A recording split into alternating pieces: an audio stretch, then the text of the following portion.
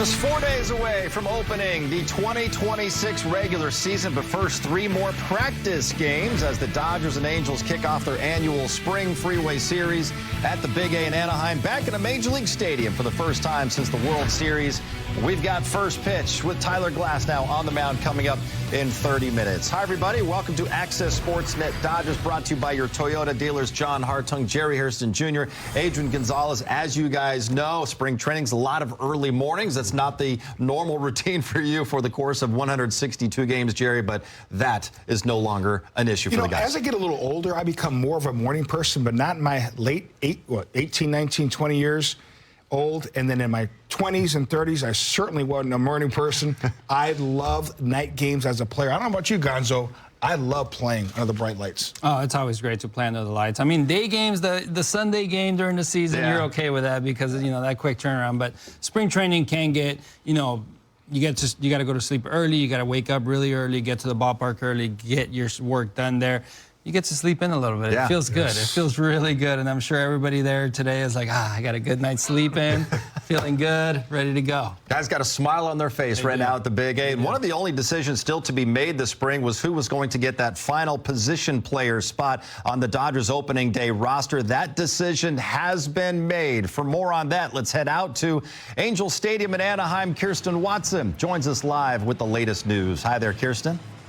Hi, John. Yeah, this afternoon we found out that Heson Kim was optioned to AAA OKC, which means that Alex Freeland is going to be on the opening day roster playing at second base. And Dave Roberts said that was a very tough decision. Haesung had an excellent spring. Yes, he was away from the team for a couple weeks playing with Team Korea in the World Baseball Classic. But in the sample size in which he was there, he was batting .407, stealing bases, and getting things in which he was progressing really well. But with being optioned, Dave Roberts talked about that tough decision, but really talked about keeping Haesung Kim confident with going to OKC. It's a gut punch for sure. No one works harder than he does. You kind of encourage him, and you're proud that he went to the WC to play for his country, to represent his country.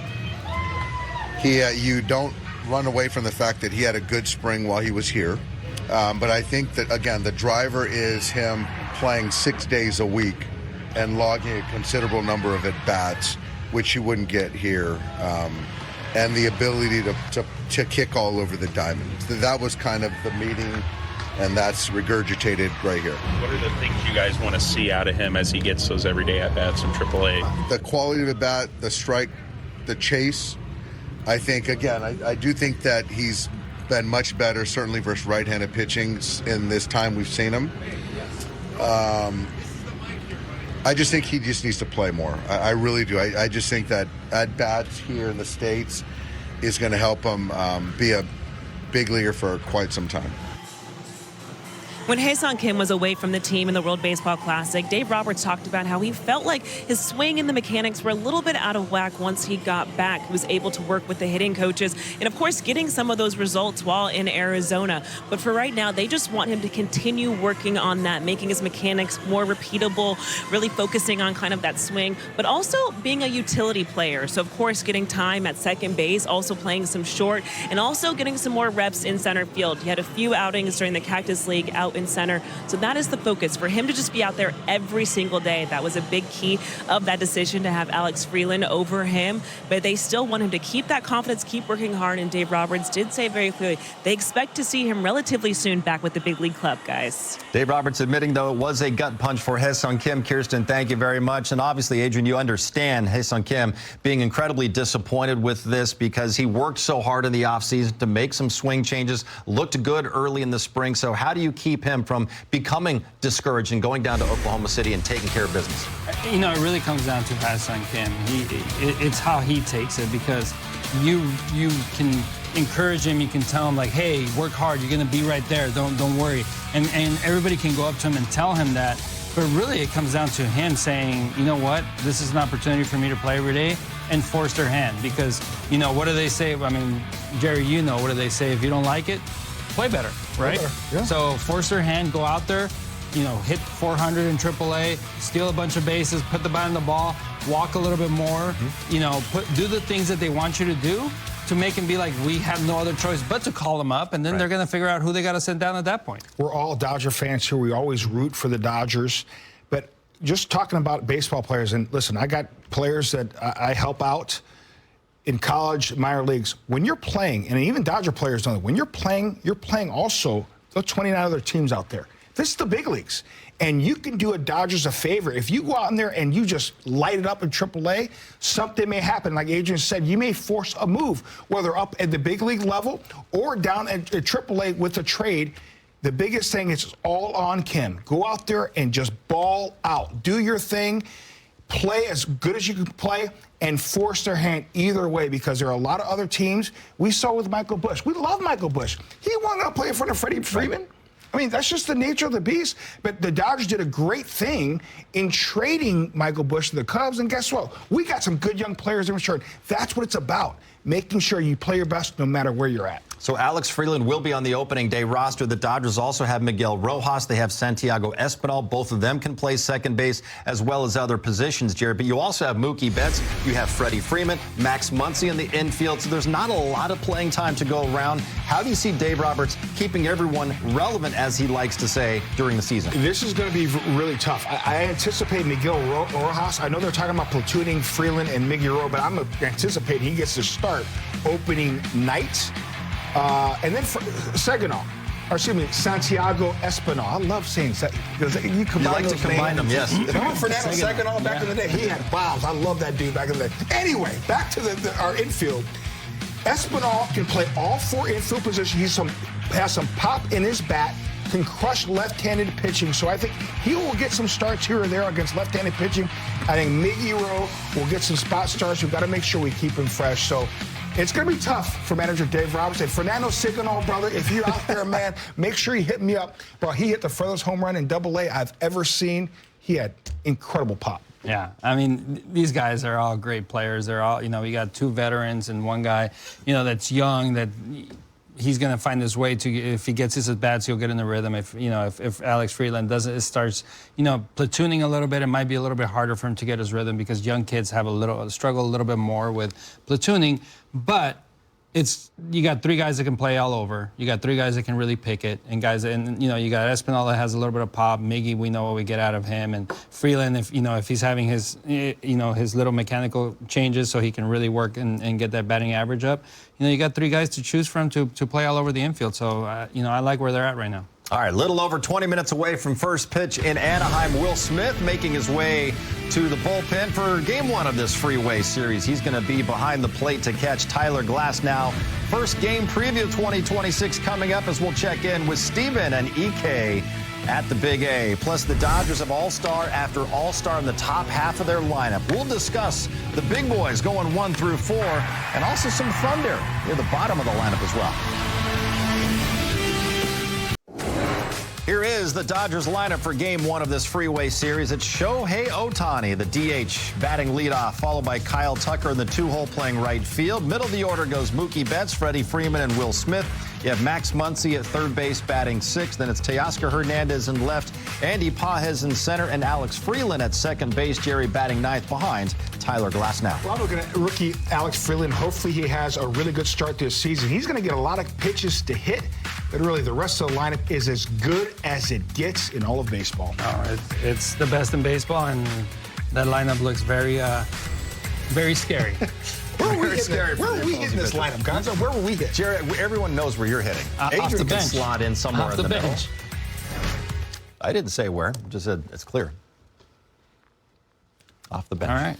All right. Steven Nelson is fresh off of calling games. The WBC in Tokyo is back in SoCal, as is Eric Karros. They're joining us live. See, of course, some laughter. How could you not laugh? Steven and EK joining us from the Big A. You guys want to chime in on this?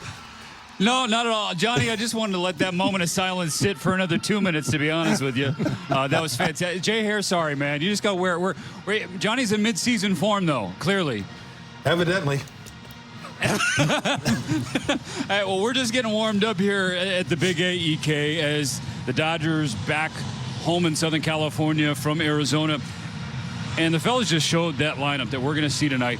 That's basically an opening. That is the opening day lineup. And it's absurd. I mean, on paper, now they just have to go out there and prove it. I'm looking at that lineup, and I think it's a WBC lineup for the United States, right? I mean, that's how good and how deep they are. Freeland, yes, he probably gets a start, but I kind of agree with the guys back in the studio. It would be nice to see Miggy Rowe, just what he's done just to get that opening day recognition. But again, such a deep lineup. Look at, we sit here every year for the last couple of years and talk about, well, the upcoming season. And you don't want to be arrogant, you don't want to be egotistical, but the reality is we're getting ready for October. This team has so much depth, and the depth isn't just, hey, we're pretty good. It's all-star caliber. Can't wait to see things get started again this year. Now, that organizational depth will be put to the test once again from a pitching perspective, at least to start the year. Some guys continue to work back into health, but as we sit here now, Tyler Glasnow feeling great. His last spring tune-up tonight. Yeah, really good to see Tyler have the spring that he's had so far. Came to camp a little bulked up, you know, ready to go, wanted to be more durable. He throws a couple innings tonight, and he will have thrown more innings this spring than he had previously with the Dodgers. The strikeout-to-walk ratio has been great. He feels good. This is just a tune-up for when the regular season starts. As we get it back to you, John, hey, listen to this, Jay Hare. At least you're in the lineup. You know what I mean? Think about it like that. A lot of guys who wouldn't be in the lineup. Not in so Adrian's lineup. Adrian said he's coming off the bench. Hey, at least you're in the clubhouse. On the team. At least you're on the team. You're on the team. You're on the team, Jerry. You're on the team. At least, am I going to get a bat in the game? If they bring in an easy lefty. Stephen and EK, thank you guys. We'll see you coming up in about 15 minutes. All right, so not only are the Dodgers back in a big league stadium for the first time, we're also getting a chance to see the top 4 guys in the lineup for only the second time. They lined up this way a couple of days ago in Arizona with Shohei, Kyle Tucker batting second, then Mookie, Freddie batting cleanup. An incredible first 4, Jared. Do you like the way they are lined up 1 through 4? I do. I really like the fact that Kyle Tucker is hitting second in this lineup because we know he's young. He can still run, and it makes guys like Mookie Betts and Freddie Freeman run producers. They don't really have to worry about their legs. I love that the Big Show's leading off. Tucker, those guys get a chance to be on base for historically great guys that hit with runners in scoring position, Mookie Betts and Fab Five Freddie.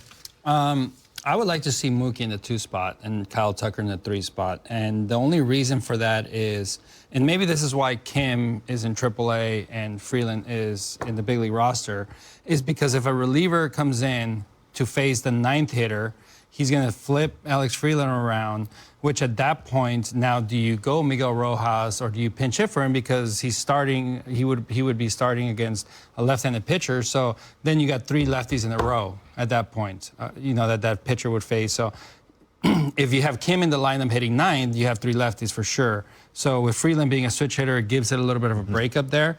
But I would prefer to see Shohei and then Mookie if they bring in the lefty against Shohei, so that lefty doesn't get back-to-back lefties coming out of the bullpen.